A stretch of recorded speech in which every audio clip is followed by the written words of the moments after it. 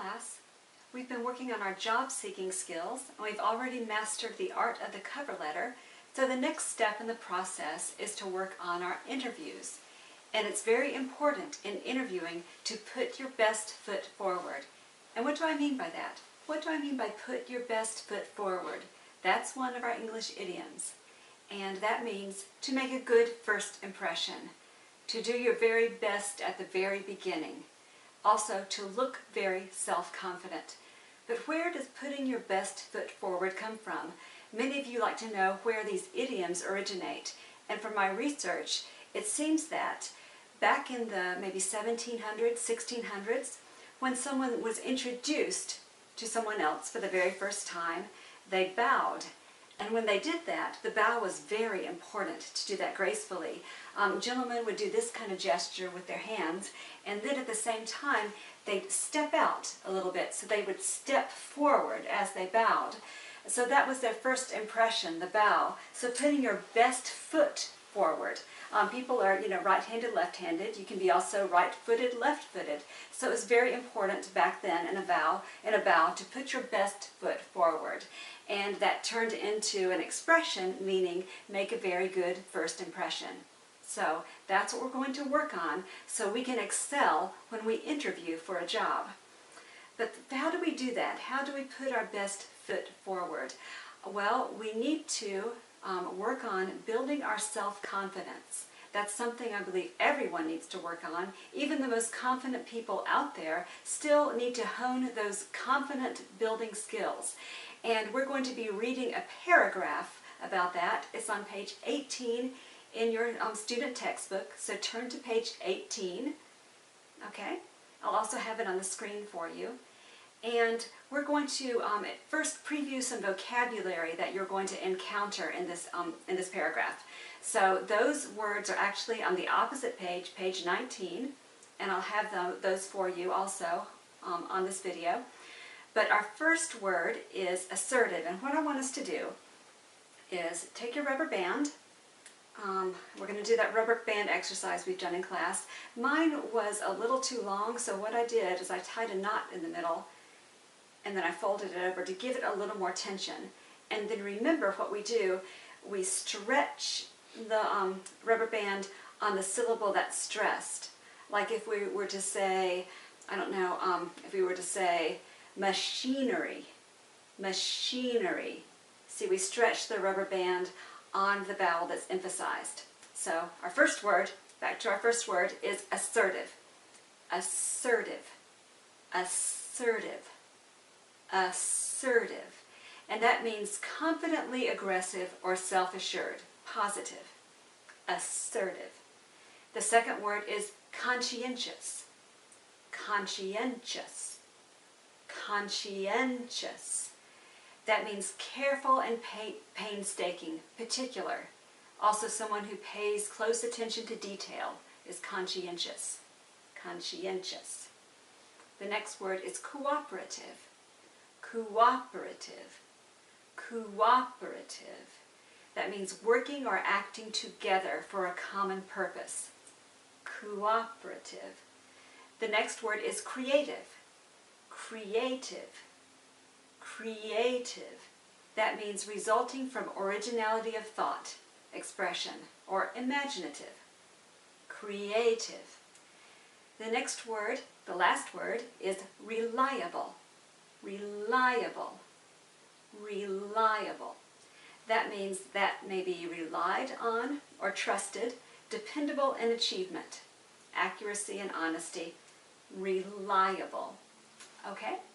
So now I want you to look at page 18 in your text.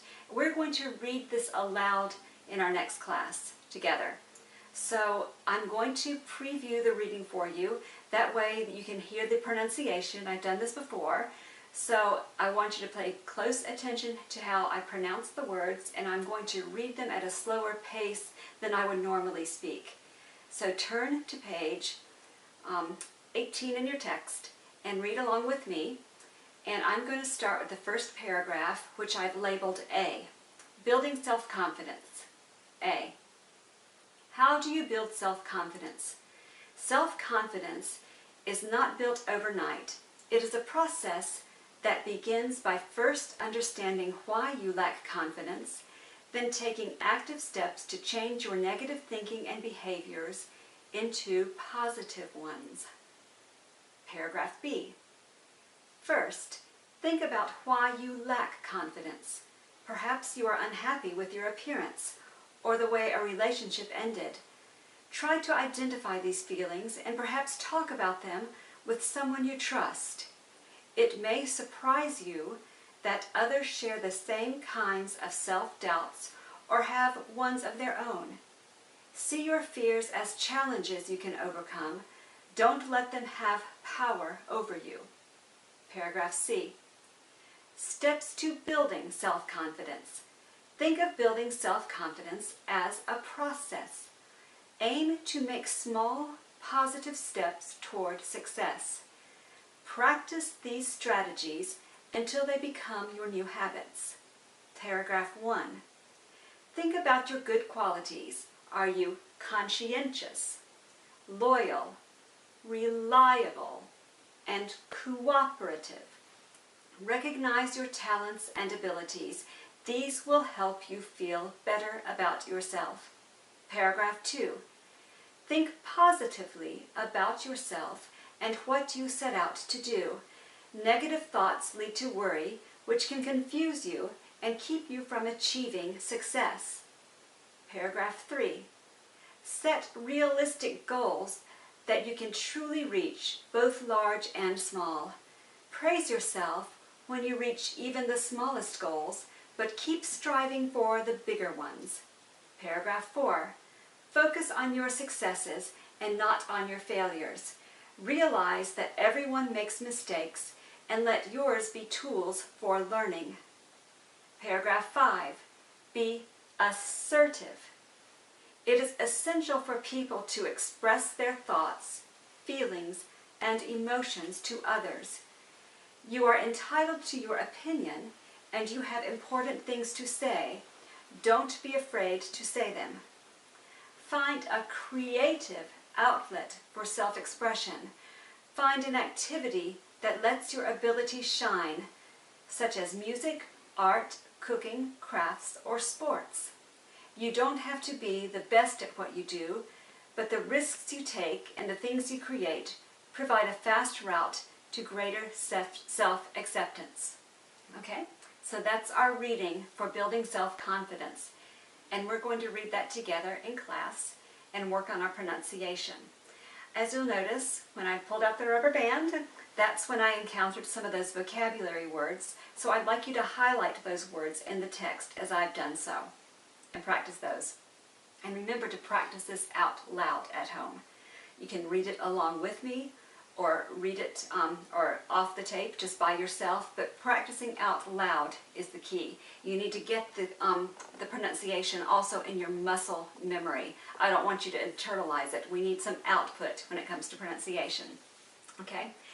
Also, what I would also like for you to do at home, if you'll look at page 20 in your text, section B, there's a list of adjectives that start with ambitious and end with trustworthy. It's a rather lengthy list. Those are all adjectives that you can identify as strengths. Okay, those are all positive attributes. I want you to go through and find 2 words that may be familiar to you, 2 words that you would like to study or learn more about, and look those words up. Look up the definition in the dictionary, and look up the pronunciation. I can help you with the pronunciation before class if need be. So look at those words and teach 2 of those words to the rest of the class. Maybe make a sentence with those words or give us the definition. Also, find 2 words that may be unfamiliar to you. And we'll have a class discussion about those and clear up some words that may be problematical. Okay? So keep your best foot forward and build self-confidence. And in the next video clip, I'm going to show you ways to excel in a job interview.